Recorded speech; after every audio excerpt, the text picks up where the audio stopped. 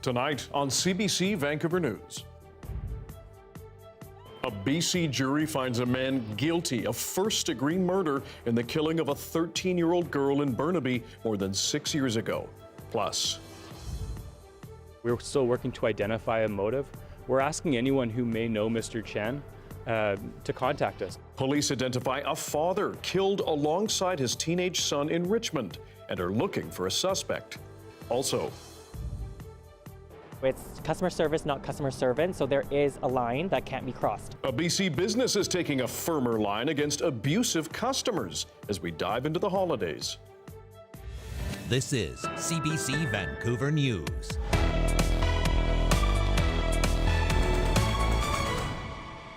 Good evening, I'm Dan Burritt. Thanks for joining us. A BC Supreme Court jury has found a man charged with killing a 13-year-old girl guilty of first-degree murder. The young victim was found dead in Burnaby Central Park in 2017. Ibrahim Ali was charged the next year, and his trial lasted nearly 8 months. Our John Hernandez has been covering the case since the start and joins us now from BC Supreme Court downtown. John, tell us about the moments that led up to this verdict. Yeah, Dan, the jury began its deliberation last night, and sometime between then and this morning, they wanted clarification on the definitions of first-degree murder, second-degree murder, and manslaughter. So they did get that clarification today around 2 p.m. The judge told them that a first-degree murder occurs when someone is sexually assaulting someone and the victim dies, and there's a relationship between the assault and the death. The jury was then sent back to the deliberation room, and it took all but 10 or 15 minutes before they reached their verdict. The judge then announced that they had reached a verdict to the full courtroom. There was a wave of anticipation and tension in the room. I looked over, I saw some people fighting back tears. The jurors then funneled in one by one and read out their decision. They found Ibrahim Ali guilty of first-degree murder. He heard the decision, Ali did, through his translator, listening quietly. I looked over, I saw the victim's brother, let out a big breath, almost a literal sigh of relief, and then things dispersed. John, now that Ibrahim Ali has been found guilty, what happens next? Yeah, so the court will convene next week. That's when they'll decide a date for a sentencing hearing.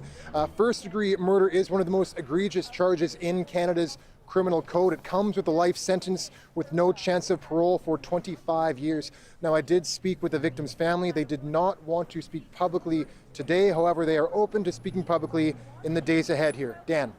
John Hernandez reporting from BC Supreme Court in Vancouver. John, thank you.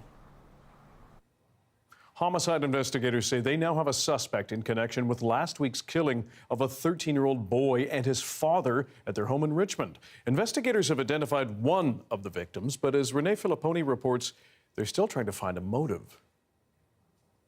The double homicide happened last Thursday evening on the 6200 block of Goldsmith Drive, a quiet Richmond neighborhood. Now, police say a family member called 911 after they discovered 46-year-old Derek Chen and his 13-year-old son, who is not being named.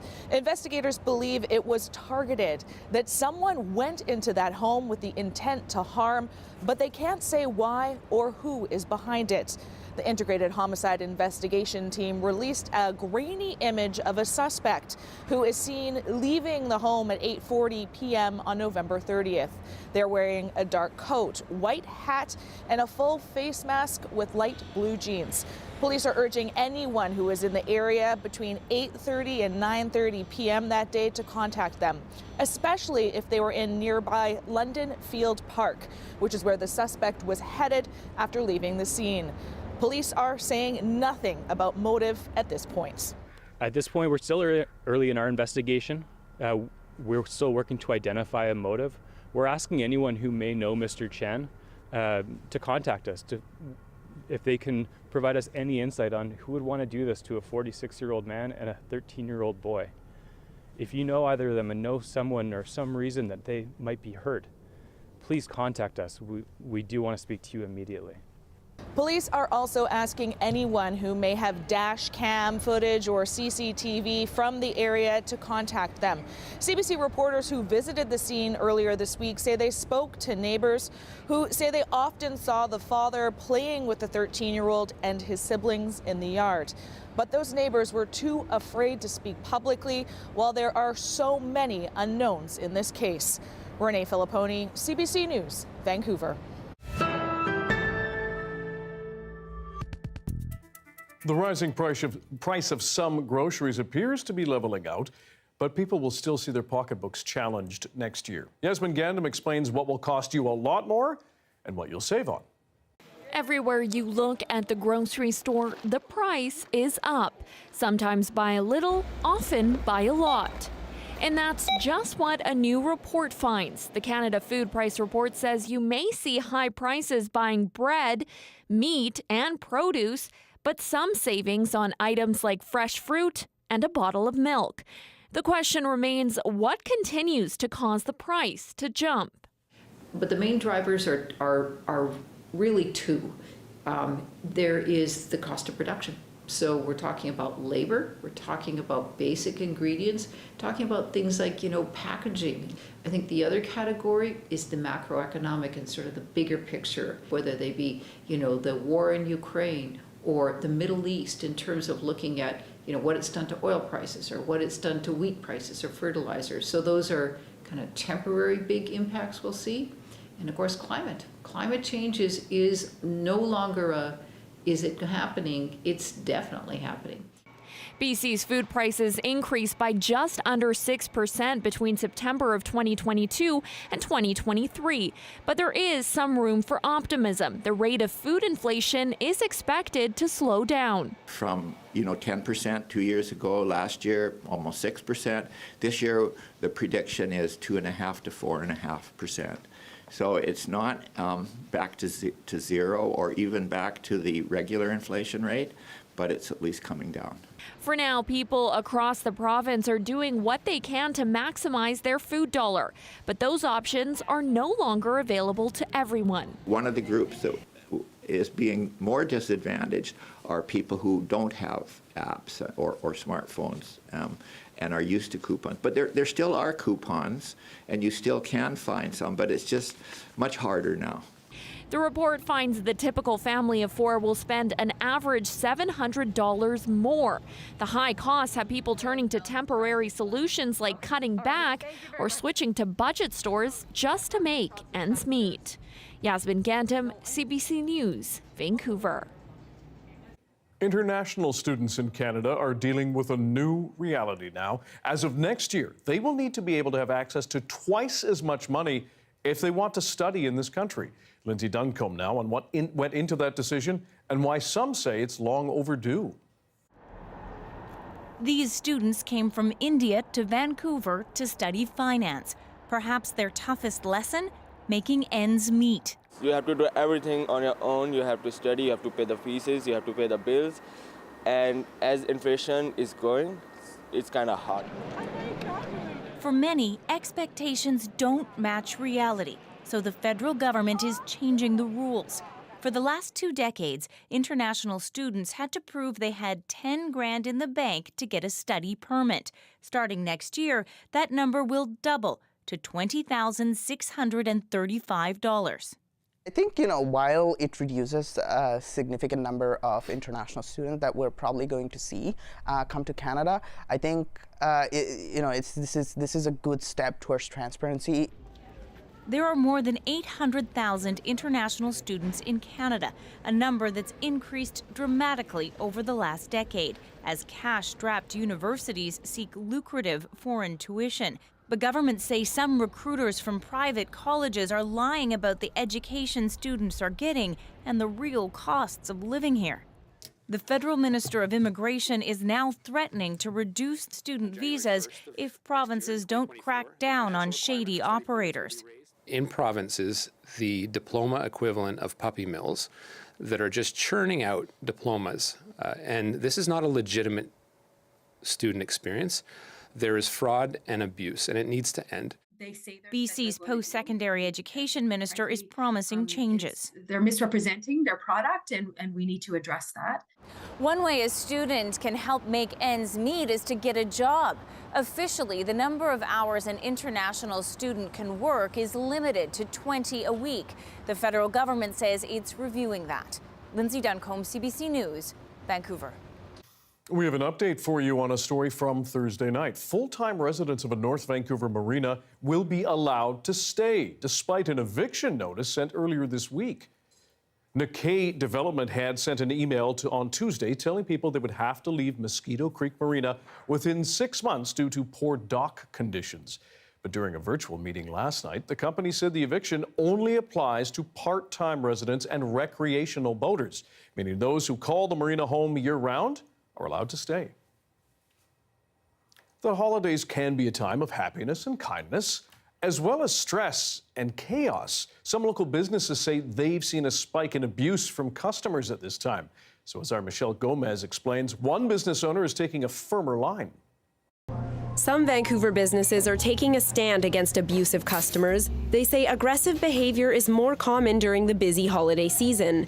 At Mom P2, a cafe in Mount Pleasant, the customer is not always right. Around this time of year, the holidays, a lot of people might be in a rush, or they might get a little bit antsy because of the crowding or because there's a wait. The cafe trains its staff to work with customers to resolve problems calmly before things escalate, but not to be afraid to kick out those who are disrespectful. And Duong says he has noticed less incidents escalating since they applied this policy.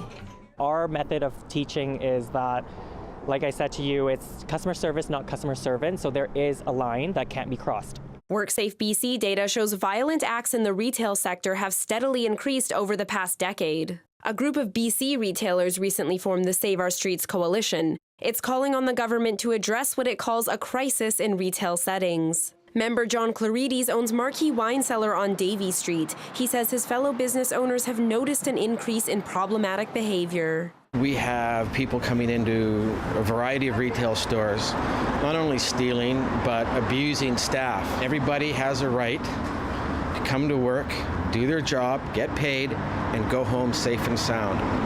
And the abuse that some, not necessarily so much here, but other retail store owners and employees take, it's just not on. The Vancouver Police Department says it has been working closely with businesses to address ongoing crime and safety issues. Michelle Gomez, CBC News, Vancouver. As the fastest growing city in BC, Surrey is facing a backlog of transit capacity. The CEO of TransLink says 4 out of 5 bus routes in the city are overcrowded. He spoke at the Surrey Board of Trade today, warning that transit will need growing support if it's to keep pace with demands as inflation and fuel tax revenues decline. Without a new funding model, we will face an annual revenue shortfall of $600 million per year starting in 2026. That's about 30% of our annual revenues. Simply put, we need a better and more sustainable way to fund transit. With more than 1,000 people moving to Surrey every month, Quinn says more transit funding is needed now, a challenge he said he's already brought to the province. It's time to dust off your skis or snowboard, if you have either of them. Another local mountain has opened. Grouse Mountain Resort is now ready to welcome riders, but with not much snow on the slopes so far, there's less terrain to ride. So tickets for skiing and lift rides will be sold at a reduced cost until more routes open up. Just to the west, Cypress is opening some cross-country runs tomorrow, and the downhill runs are open from 9 a.m. to 4 p.m. Many of BC's ski hills are facing a slow start because of a lack of fresh powder. Now, for many, the PNE is a summertime stomping ground. But if you're looking for some holiday cheer, the PNE Winter Fair officially opened today. Our Caroline Chan went to see what's in store. Lots happening at the PNE this month. The Winter Fair has something for everyone. The area is lit up with thousands of lights, and there are spots all over where you can see them twinkle. Whether it's along Candy Cane Lane or the synchronized bling to a holiday soundtrack during the Sparkle in the Light show. You can even hop on a train to check out the merry sights. Looking for some indoor activities? Stop by the rink where they have ice bumper cars and public skates. If you want to leave it to the professionals, you can see the Nutcracker on ice. Of course, the food is a big part of the PNE. So there's just so much to do and see. Bring your families down. We'd love to see you. It's a great way to spend the holidays. And don't forget to leave time to meet with the jolly old elf himself. The Peony Winter Fair is on until December 23rd. Ho, ho, ho. Merry Christmas, everybody. Have a Happy New Year, too. Caroline Chan, CBC News, Vancouver. St. Nick's busy. Darius Madami's busy as well, looking at the first look at the forecast, we should say, as we head into the weekend. Is it a good weekend to go to the Peony? Yes, Dan, this is not my first look at the forecast. Yeah, this is all new to me too. No. Oh, Lord. Depends what you decide to define as good. You know, winter wonderland, we might get that this weekend. Looks like we might be getting a mix of rain and snow here in Vancouver. Environment Canada added it to the forecast today, so we called it early, Dan. We did it yesterday. If we take a look, the local mountains expected to get a pretty good snowfall, so I know we've had a pretty slow start in terms of powder this year, but should be helping out a little bit as we get into Saturday afternoon, into overnight, into Sunday. We get some good snowfall on the mountains and also potentially coming to parts of Metro Vancouver as well. I want to emphasize no guarantee that anywhere here is going to get snowfall. White here is just trace amounts, so we could see some, but no promises. And, you know, I don't know how much people do want them, especially if you're going to be driving around this weekend, going to a holiday party. Maybe not the best. Here, no precipitation to speak of today. We had that ridge of high pressure, but we can see all that cloud as that front starts to roll in.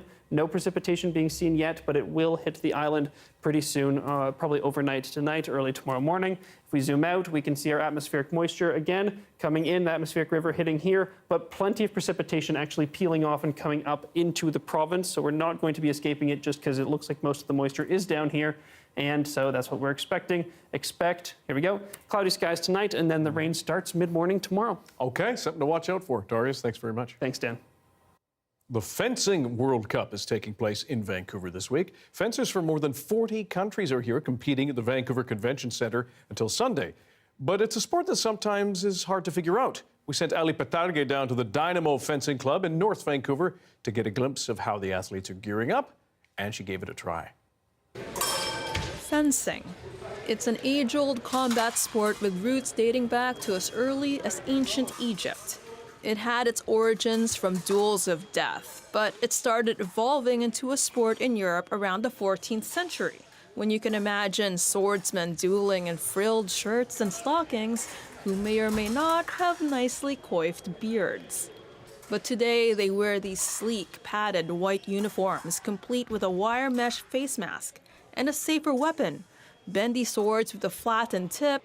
Fencing has been a permanent fixture in the Olympics since 1896, but it's not the easiest sport to understand. It can be too fast and precise for the untrained eye. So when I heard the Fencing World Cup is taking place in Vancouver this year, I set out to understand more about this often overlooked sport. And amidst all the clanging and the fast footwork, I came to find a community that's vibrant and growing. So we're here at Dynamo Fencing in North Vancouver, where fencers are getting ready for the Fencing World Cup in Vancouver this week. And with me right now is Igor Gantsevich. He is the high performance director at the Canadian Fencing Federation. So Igor, there's a lot of hustling, bustling, swashbuckling going on around here. So how are you guys preparing?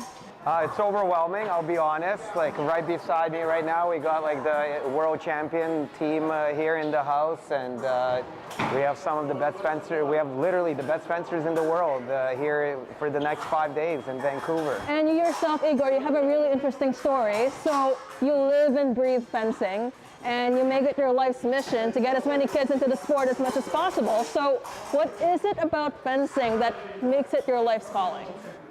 I just fell into it. I was very fortunate through my dad to get this unique passion, get this bug, this drug that we call the sport of fencing.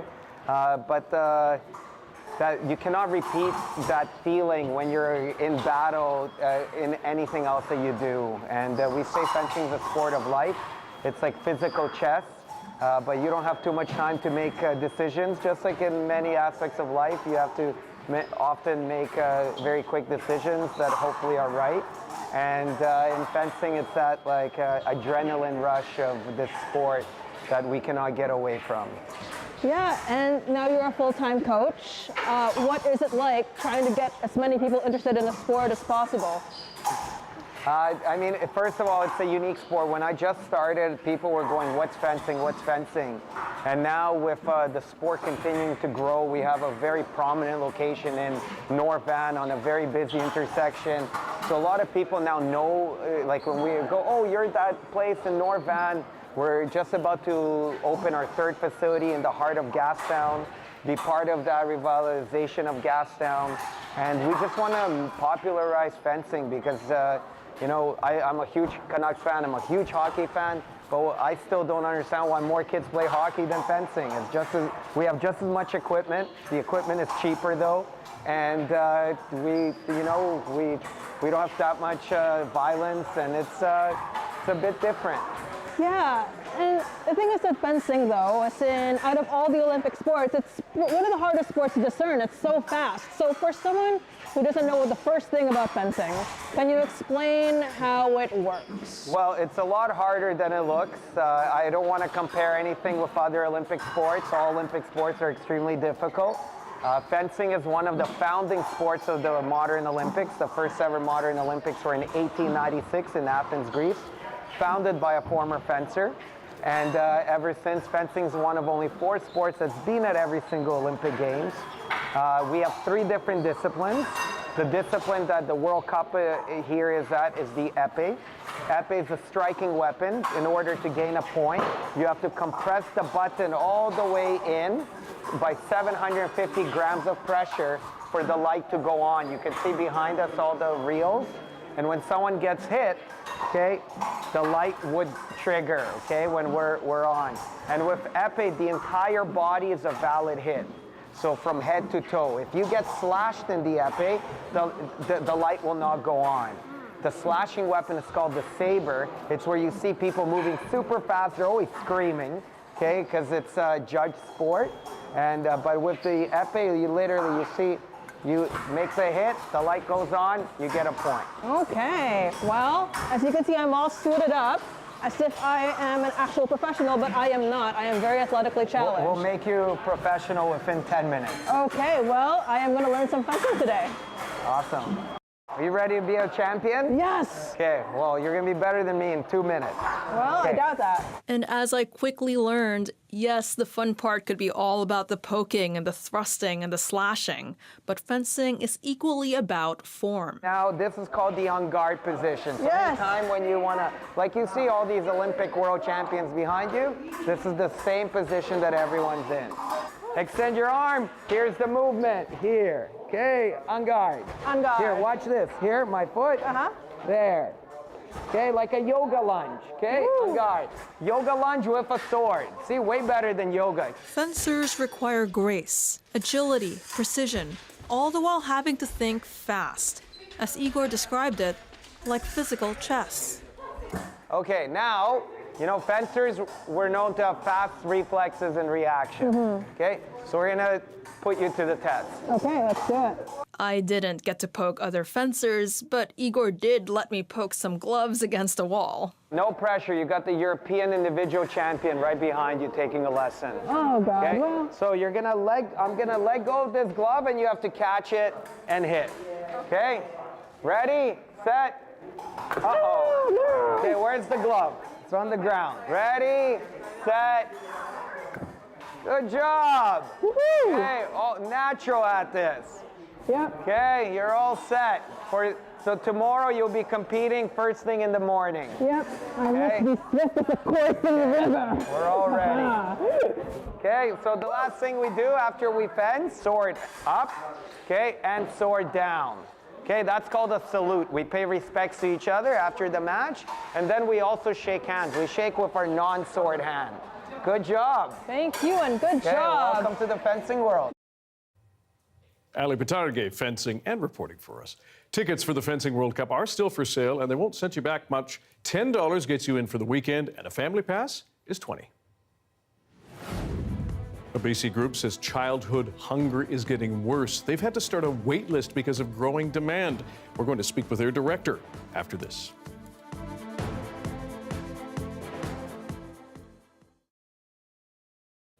And hello to everyone watching our commercial-free live stream. Thanks for being here. 2 BC-based creators recently finished this year's TikTok Accelerator for Indigenous Creators program. They joined our Gloria Makarenko on CBC Radio's On the Coast to talk about the importance of having a space to share their art and culture. And Ashley, how would you say TikTok has been an important space for you to share your culture, to educate along the way? Yeah, it's been a really nice tool to use to share my story. So as Indigenous people, I feel like we're natural born storytellers, and using TikTok to share my story has been really fun for me. You know, you're able to tell what you want to say within a 1-minute video, use trending sounds, kind of make it more modern in a way too. So it's been really fun to just share my story with others who want to listen. Okay, and Asha, maybe you can pick up on that theme in terms of why it is that TikTok is a special place for Indigenous creators to share their art and culture and educate along the way. I feel like it's a space for all of us to kind of come together and show what we've been doing, which makes it really special in that sense. I feel like on other platforms, they don't really have the space held for Indigenous people. And with TikTok, we have native TikTok, or, you know, our hashtags and everything like that. So people can go through and they have relations to, you know, other creators and videos that they actually see on there. Right. But Asha, it's not all positive on TikTok, right? No. What's some of the feedback that you've had, especially about, hey, you've got freckles, what's going on here? I tend to get that a lot, and it comes with, I think, posting, being out there. So a lot of people see me, and the first thing that they say instantly is, well, you have freckles, so you're not native. And I'm like, well, were you there? Did you grow up with me? But I know who I am. I know my background. I know where I come from. So I just use it as a tool to try and educate others. And you're okay with that? It seems to me like you're just hitting these kind of comments head on. Yes. I'm good. I'm good. You just do you. I know my background. I know where I was raised, and I know where I come from. These people don't know who I am. Right. Well, I mean, what about for you, Ashley? Putting yourself out there, does it have some negative effects at times? Yeah, I mean, it does, but I feel like using these platforms too, there's things that we can use to protect ourselves as well. So like one of the Accelerator programs that we attended, one of the workshops was about going live. And I really have a hard time going live because I'm just naturally a shy person, but also because like you can face so much, you know, just anybody can hop on your live and say anything. So there is ways you can protect yourselves being on this.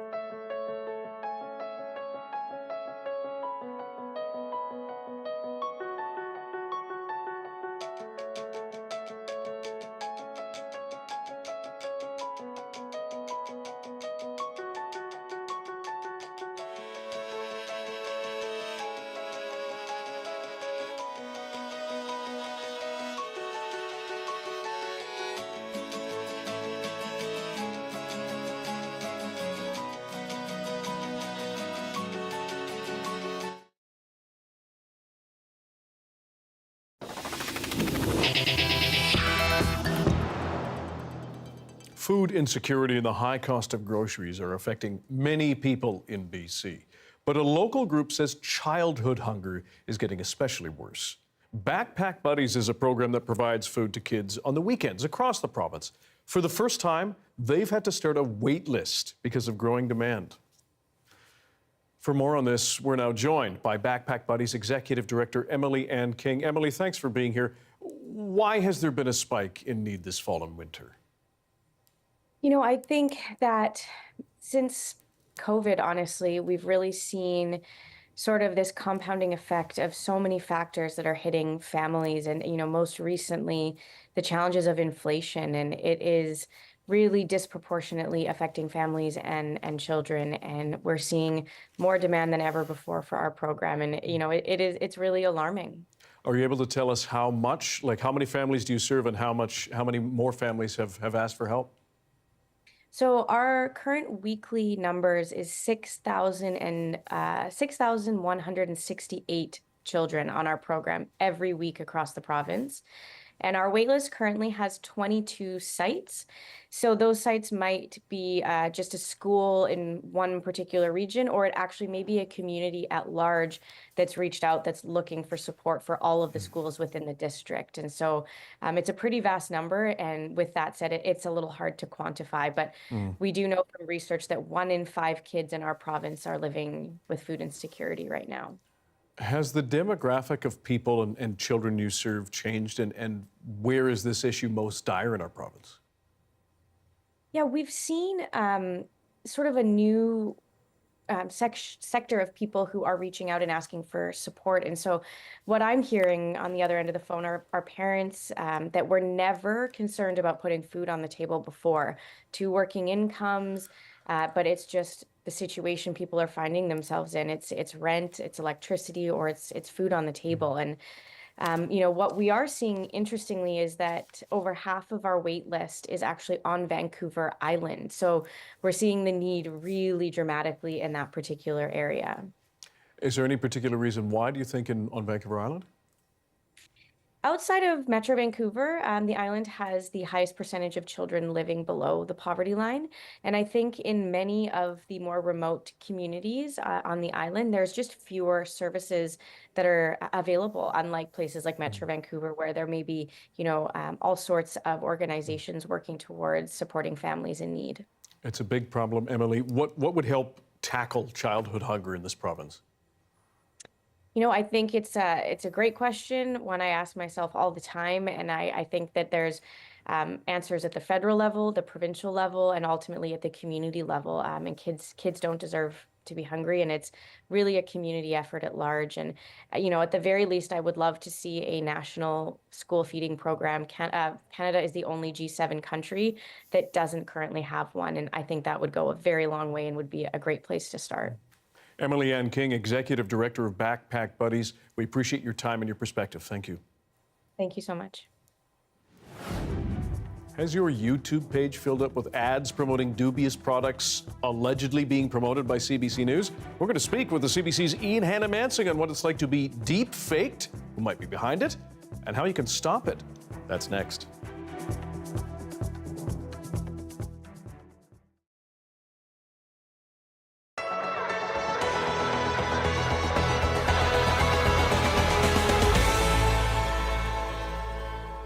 So this was the front wraparound deck. Stephanie Bunnell and her stepfather Ray walk around what is left of her home here in the Hebrides. She moved to PEI from Ottawa in July 2022, just months before the storm, to be closer to her family in Nova Scotia, where she grew up. That's where she was when Fiona hit. I started seeing pictures on the Saturday of homes here being displaced, and one in particular floating down New London Bay, and I immediately thought that was most likely my home floating down the bay. Her home landed here in a marsh next to the Campbellton Road. The metal roof was sitting on the ground, the deck was sitting there. I was just in complete shock that it went from, a new place for me to just rubble, essentially, that needed to be carted away. Bunnell filed a claim with her insurance company. That was rejected because damage from a storm surge is not covered. She then applied for the provincial disaster relief program being administered by the Red Cross. Her application was submitted in January 2023. In October, that claim was also rejected because the program is only for primary residences. For me, I had no other place where I could go, so for me it was very clear that I met the primary residence criteria because I had no other lease, rental, or purchased home that I was able to live in at the time of the hurricane.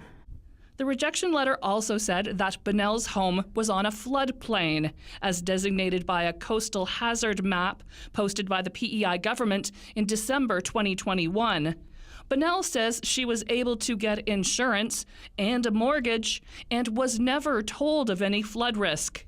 Plus, the building was constructed more than 25 years ago. Bunnell is appealing the Red Cross decision, but she's not hopeful. Because I think the whole point of disaster relief is to get the money to the people that need it most and to help people. And I really don't feel that this process has been successful in doing so.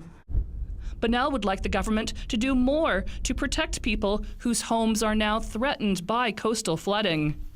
If you don't want anyone to build on these floodplain properties, perhaps the solution is the government actually purchasing the land and to ensure that nothing gets built and destroyed in future storms due to climate change. Bunnell says if her appeal fails, she may see if there are any other legal options. She doesn't want to declare bankruptcy. She is trying to sell the property, but it's not worth as much as the mortgage, which she is now left to pay, along with homeowner association fees, even though she no longer has the home. Nancy Russell, CBC News, Stanley Bridge.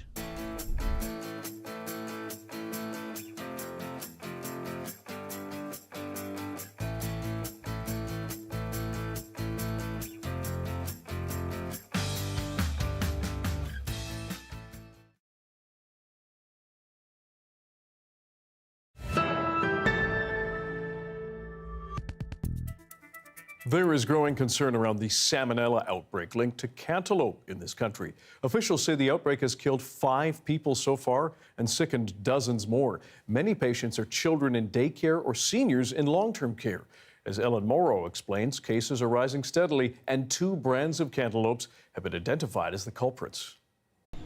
Cantaloupes sold across Canada this fall are behind a salmonella outbreak that keeps getting worse. 129 cases have been reported across 6 provinces. Case counts double what they were a week ago. 5 people have died, while 44 have been hospitalized. There is a high level of illness severity associated with this outbreak investigation. It is a specific genetic strain that we haven't seen before in Canada.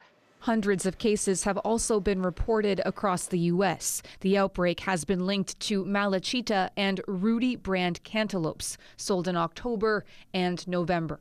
It takes a certain period of time between the time when someone becomes ill and their illness is reported. The majority of the sick, Canada's Public Health Agency says, are kids under 5 or adults 65 years and older. Many patients reside in long-term care homes or go to daycare. Public health officials said they're still investigating how and where the outbreak started. It's ingesting something that goes into your body and gives you the disease. So possibly animal manure to grow the plant, and if it's cut and there's salmonella on the surface, then that salmonella can actually grow inside the cut fruit. So washing the produce, scrubbing it with a brush, say experts, is key. So is hand hygiene. Salmonella bacteria can spread from person to person. If you have any kind of diarrheal disease, and really you shouldn't be preparing foods. Salmonella symptoms include fever, vomiting, and diarrhea. Canada's Public Health Agency says anyone who thinks they're experiencing symptoms should contact their doctor. Ellen Morrow, CBC News, Toronto. Have you ever seen YouTube ads promoting dubious products appearing to be promoted by CBC News? Those are deep fake videos, which are digitally manipulated to look real. Anyone can be deep-faked, including the CBC's Ian Hannah-Mansing this past summer. You found out getting the fake videos taken down can be tough. Have you seen this ad on Facebook or Instagram? It's a fake. In fact, it's part of a series of fake ads involving Canadian news anchors and politicians designed to trick you into handing money over to a company for some sort of investment scheme or scam. We're not entirely sure, so we decided to dig into it. I'm guessing a lot of people who are watching us right now haven't used it. I hadn't used it at all until yesterday. It started, for us anyway, with this video posted on Instagram. It begins with an excerpt from a real interview that we did here on The National, except that interview is about ChatGPT. In the fake ad, it's edited onto a promotion for some sort of investment scheme. This is how much money I'm making every single week online. Look at that, $7,800 there. A woman reached out to me on Twitter to say her sister clicked on the link and lost money to what she calls a scam. She said, "My sister is not a naive person, but sadly it was their usage of your image that had her trust them, as she, like myself, considers you a trusted journalist." But why do these ads keep on appearing even though they've been reported as fraudulent? We contacted Meta, the company that owns Facebook and Instagram. They wouldn't do an interview, but they did give us a statement.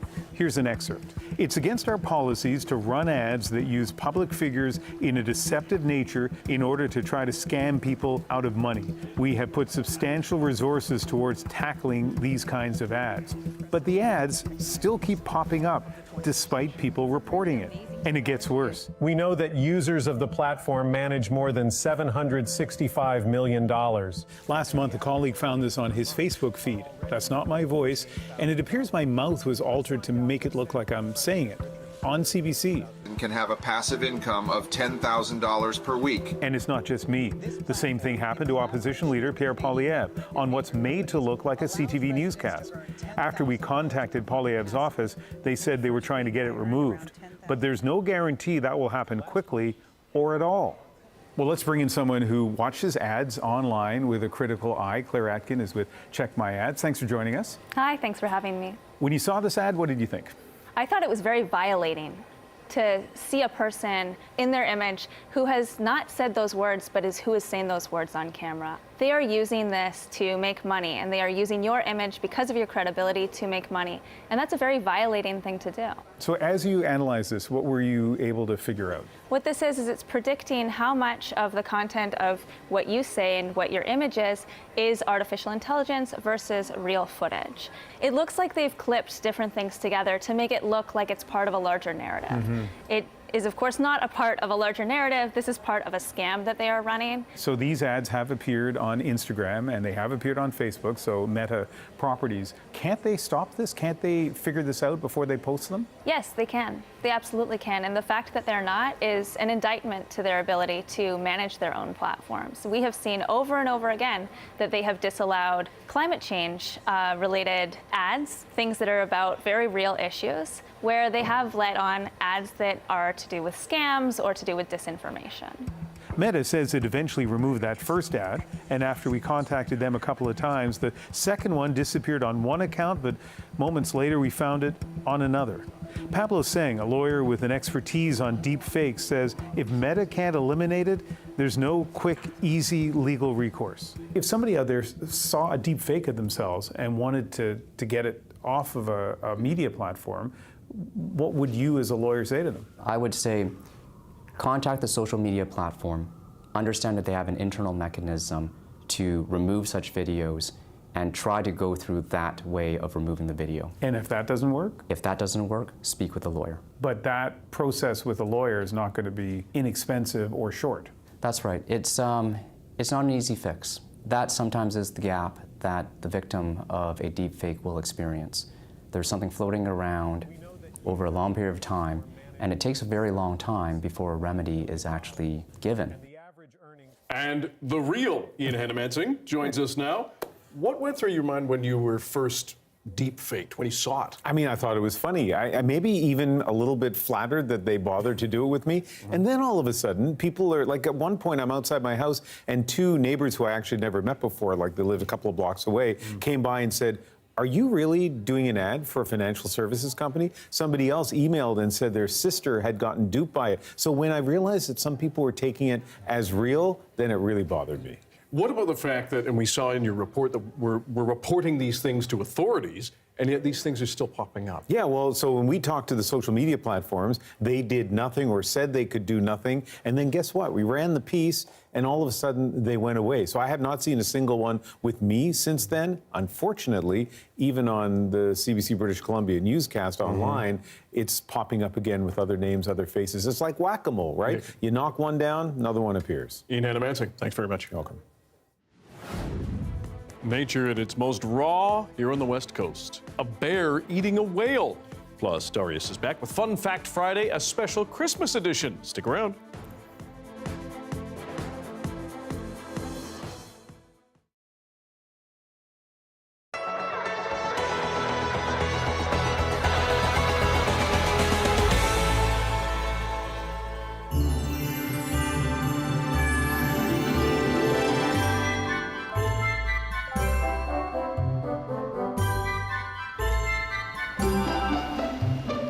feels magical when you're driving through and you're starting to see all the Santas and they're all lit up.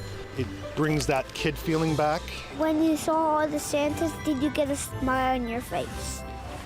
Most people said yes. So originally, we saw this in Toronto a few years back. There was a street there that did something very similar. In this community, somebody who lives around here decided to pull together in the Colby South group on Facebook and decide to say, hey, we should replicate this and make it part of a charity. Everybody was like, yes, like immediately, yes, let's do it. People were going to Costco, coming home with carts of them. There's at least 127 so far. So the sign when you come into our community usually says Colby South, which is a small community in Cole Harbour. But this time of year, we changed the name to Colby North. There's a QR code, and if you were to take a picture of that, you can donate towards Feed Nova Scotia. Because we're collecting money for the people who are living in tents and for people who are having a hard time with food. I hope we can get over 10,000. We started with a $500 goal in mind. That was our first goal, and we hit it so fast that we just kept raising it and raising it and raising it. So we're at 6,000, who knows? The response from the community has been beyond what we ever expected. We thought this would be a pretty cool sight to have some Santas up and, add to the Christmas spirit, but the giving back to Feed Nova Scotia has been absolutely incredible. It's so special for the kids because, this is Christmas spirit. This is getting everyone together. The kids love it. We got a Santa. Like when we were all getting the Santas, they were all telling each other, we got one too. So yeah, the kids just love it. Merry Christmas, everyone.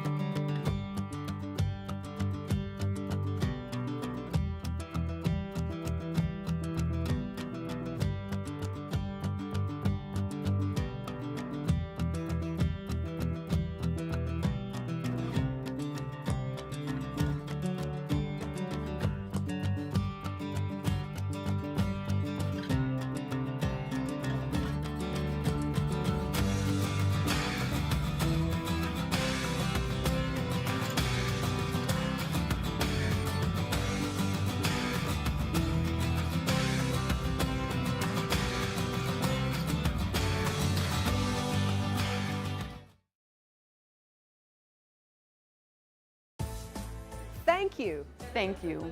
Thank you. Thank you. Thank you for making CBC British Columbia's Food Bank Day a huge success. We kicked off the holiday season with a day of special programming, festive performances, and a whole lot of generosity from you. So far, we have raised an incredible amount for food banks across BC, and you can still donate all month long.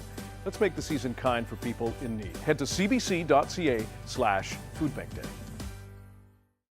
Hey, I'm Johanna Wagstaff. And hi there, I'm Rohith Joseph. And we're asking for 10 minutes of your day to go through the 10 things that the UN recommends we can all do when it comes to climate change. Please don't leave. No. And also, the things aren't new. We are just wired to not do them. We promise you to help you figure out your brains, and you and your people can make better choices to combat climate change. 10 Minutes to Save the Planet is available now on CBC Listen and everywhere you get your podcasts. This next story shows nature here in BC in many forms. Spectacular, surprising, terrifying, perhaps even a little off-putting. Take a look, though. An amazing moment captured on a remote coastline near Tofino. A bear eating the washed-up carcass of a massive whale. The Department of Fisheries and Oceans says it's aware of the whale, and we're sending a crew out today to collect a sample to try to figure out what kind of whale it is and why it died. It notes the decomposing animal is an important part of the food chain, and the DFO would help First Nations communities harvest any bones members may want for social or ceremonial purposes. Big animal, big life cycle. Darius Badavi joins us with the forecast now. Imagine being a bear and coming across that. It's snack. a feast. Oh, no kidding. And there were some seagulls wandering around. It was quite something. Yeah, we still don't know how it died, so interesting stuff. Okay, well, I'm excited to hear more about it. Don't know how to segue. I was going to say, speaking of died, but that sounds terrible. Nobody's going to die. We're good. Speaking of warnings and advisories, how about that? There we go. There's a bit of snow, maybe a bit of snow on the road. It'll all be okay. Snowfall warning for parts of the inland north coast and heading into the central interior. Wind warning for North Island, north and central coasts, and Haida Gwaii. 80 kilometers per hour, gusting 110 because of a pretty strong low pressure system heading up the coast, which we'll see in a second. And then a special weather statement warning of potential icy rain and some snowfall. Looking at around 5 centimeters possible around inland parts of the east coast of the island, as well as some snowfall for the lower mainland as well. So again, some snow for the local mountains should be nice. Now, if we take a look here, you can see that atmospheric river coming in, hitting Washington and Oregon, and then a bit ominous, the beginnings of the next one heading, you can see it in the corner there at the end of this loop. But wouldn't worry about that yet because it may or may not even make its way here. If we add the low pressure on top, this is a low pressure system, we can see it swooping up the coast, drawing in some of that moisture as it heads up. And if we add the moisture on top of that, you can see here's our atmospheric river bringing all that moisture, and then that low pressure system sucking it up and pulling it up towards BC. So even though the atmospheric river itself isn't coming here, that low pressure will draw in a lot of that moisture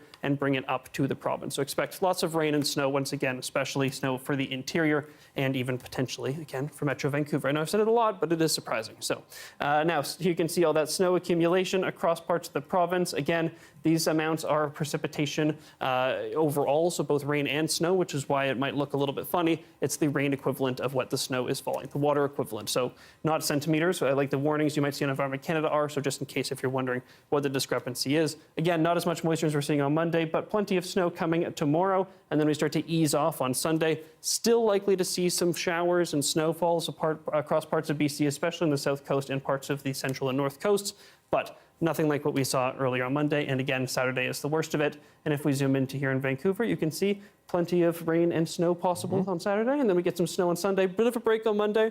And then that snow potentially returns early next week. But remains to be seen what happens with that other river we saw starting to peak up. And remains to be seen about another segment we're going to do, which is called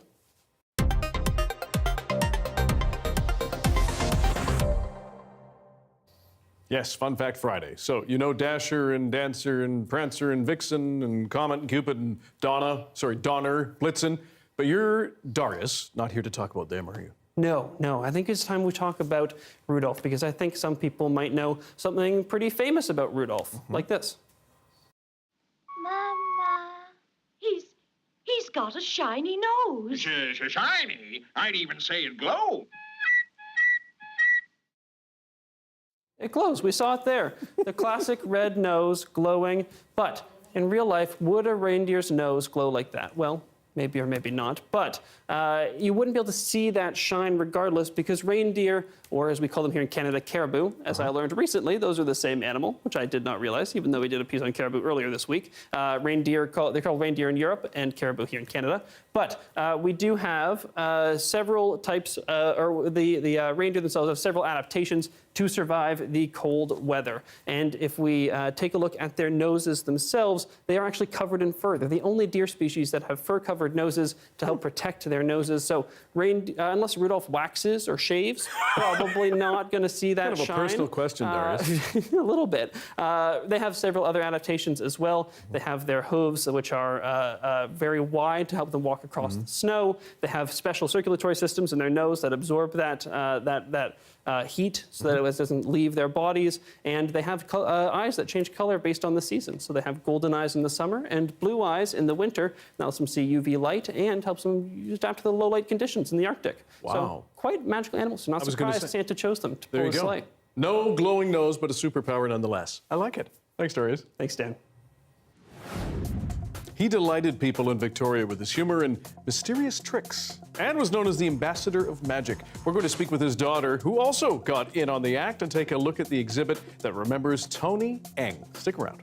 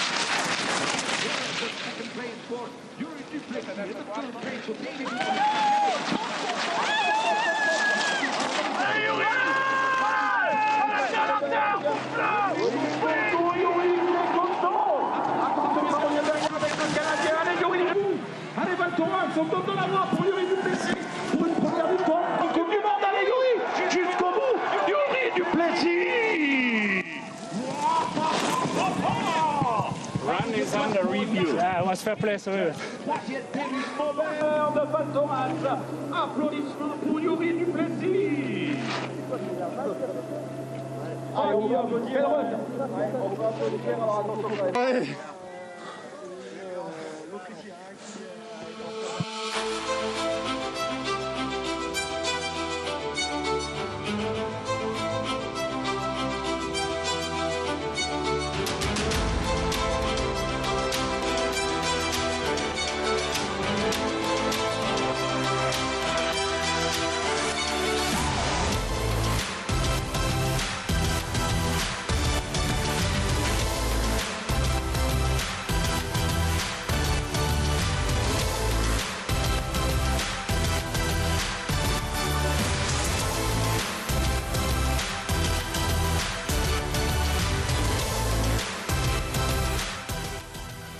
Yeah. Can you explain me, 20 years older? Can you explain me, please? So, official announcement. The winner is Garrett Schmidt. Second place is David Novak. Third place, Johannes Robeck. And fourth place for Yuri Duplessis. Yeah!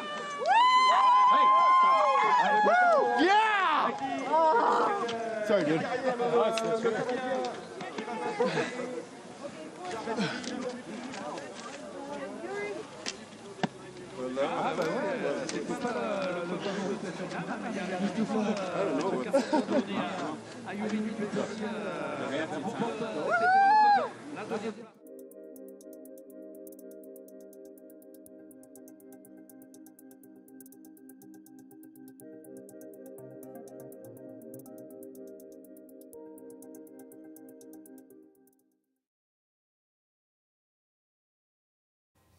A new exhibit in Victoria is celebrating the life and legacy of magician Tony Eng. The illusionist and shop owner was an important part of the city. We spoke with his daughter about his legacy and her part in the act.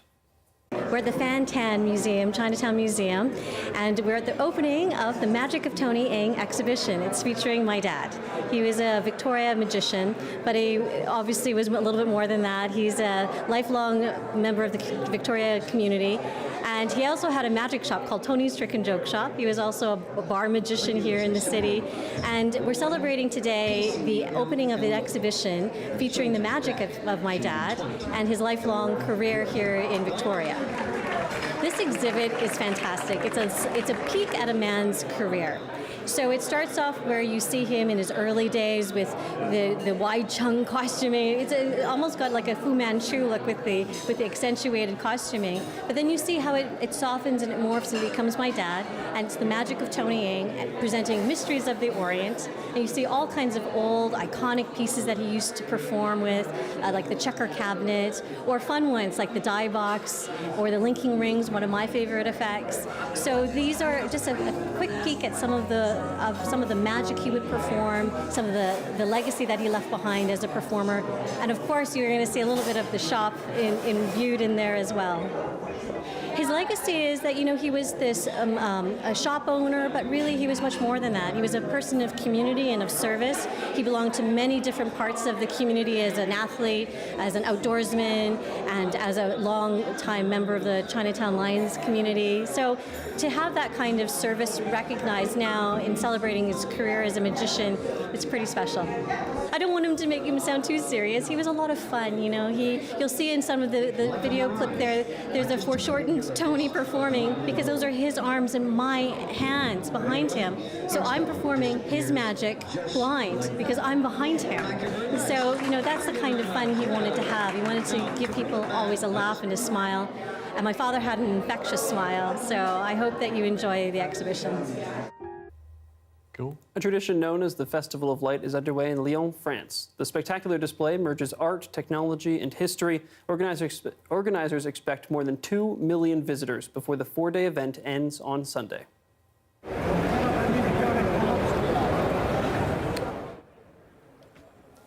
Residents gathered to watch light installations being tested ahead of time. These are cool.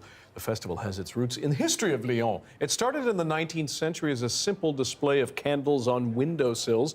Today it's viewed as a symbol of Lyon's cultural heritage. Oh my goodness. That is Big spectacular. Canvases. I know. Oh yeah. Big cameras for that too. Love that stuff. Awesome. Well, thanks for being with us tonight on CBC Vancouver News at 6. You can watch this newscast on CBC Gem, our free app, as well as on YouTube and our website, cbc.ca/bc. We will have your next local news at 11 o'clock, right after the National. See you then.